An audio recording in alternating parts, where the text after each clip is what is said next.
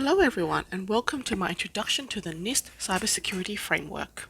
We will see that NIST is great at breaking down risk management into something tangible. The goal of this video is to help you get a feel for how the risk of cybersecurity threats is managed at a corporate level.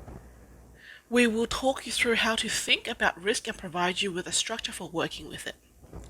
The direction of the NIST framework is to increase the communication between internal and external stakeholders. We can get them working together towards a common goal of approaching growing cybersecurity problems. The framework is intentionally void of specific technical recommendations and focuses on the core concepts of risk management. The ideas being presented here are drawn from my notes, learning and understanding from reading Cynthia Brumfield's book on cybersecurity risk management. I will only be presenting the main concepts. If you want to go deeper, this book is a great resource to look through yourself. Let's first have a look at what we mean by risk and risk assessment. What is risk? The formal definition that we use in health is, risk is a snapshot of the possibility of an adverse event to self or others. There are two parts to this, the bad thing happening and how likely it is going to happen.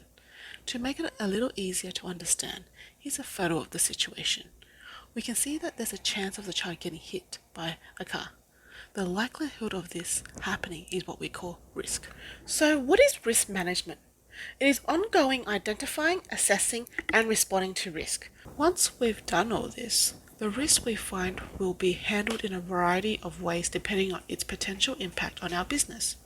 These are mitigating the risk, transferring them to someone else, avoiding them entirely, or simply accepting the risk.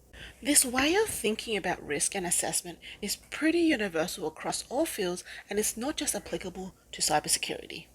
The core framework has 5 main categories. 1. Identify. 2. Protect.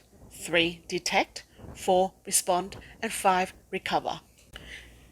Each category of activity has their own subcategories with standards that help support it. These are intended to be used as a resource for when you need it, not a bureaucratic checklist. The framework classifies organizations into 4 tiers of implementation. These are based on how the organization views cybersecurity risk and what processes do they have in place to manage it. Tier 1, partial. Tier 1 is reactive and ad hoc management. There is limited cybersecurity awareness with no organizational processes in place for coordinated or collaborative approach. Tier 2, risk informed. There is no organization-wide approach or policies. There are risk management practices and awareness. Tier 3, repeatable. There is an organization-wide approach as well as an organizational policy and risk management.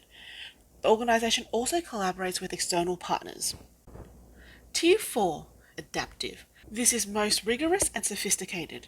The organization uses risk-informed policies and procedures.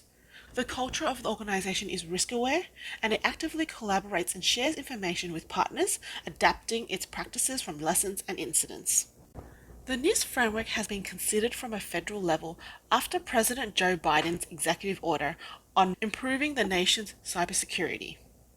The federal mandate does not affect the private sector. So the NIST assignments in the executive order are 1. Develop guidance and help agencies develop zero trust architecture. What is zero trust?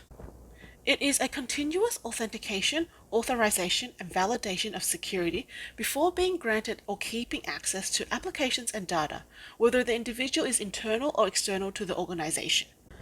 2. Critical software. So defining what constitutes as critical software and publishing guidance outlining security measures for critical software. The idea of this is to prevent malware into widely used and essential software. 3. Vendor software testing. This is developing guidelines that result in minimum standards for vendors' testing of their software source code. So this is creating basic standards for software to ensure that it is sufficiently safe and secure. 4. Supply chain security. So this is publishing guidance that identifies practices to enhance software supply chain security. This is to reduce as much as possible malicious software entering into modern software. And lastly, 5. Internet of Things. Labeling programs related to the Internet of Things. and software to inform customers about the security of their products, and software to inform consumers about the security of their products. The idea of this is to help consumers understand the level of security of their hardware through a rating scale. This is very much like a health star rating on food.